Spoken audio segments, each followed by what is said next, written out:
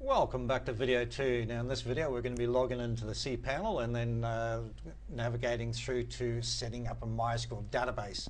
So the first thing you need to do is to put this into your web browser, change the yourdomain.com to the domain of your name, your domain name. Click on that or just push enter on your keyboard and it should log you into or take you to cPanel where you have to use your login and username to access, and then once you do that you need to scroll down on the page to the MySQL icon. So let's go ahead and do that. Okay, so I've already successfully logged in, and now we just got to scroll down until we see the MySQL icon, which is this one here we want. So we're going to click on that.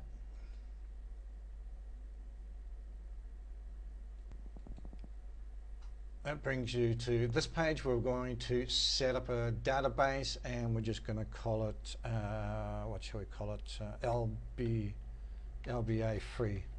This building autoresponder free version, and we'll just click on create database.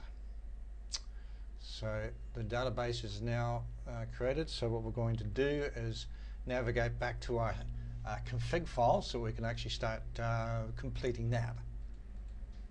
Okay, so we've actually set up the database. We can now put that in there.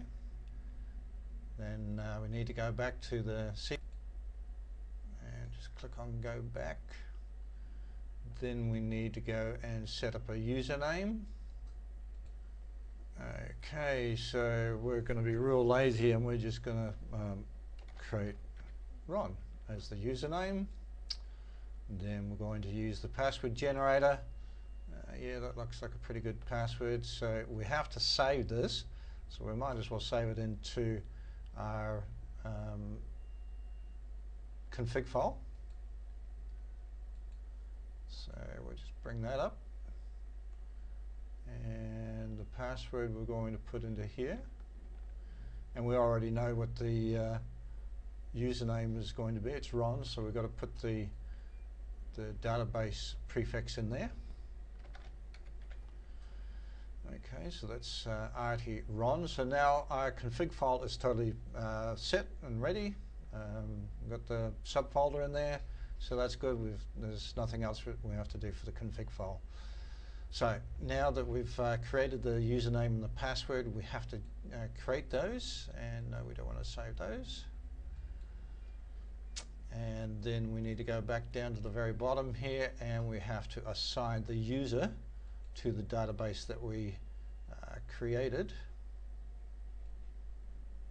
Where is there it is there. So once you've got those two together, we have to marry them or add them together, all right, so that the user and the password work for accessing the database. Now a lot of scripts, I think you'll probably agree with me, that they all say just click all privileges. I hate doing that. Just for a bit of security, these are the only ones I select.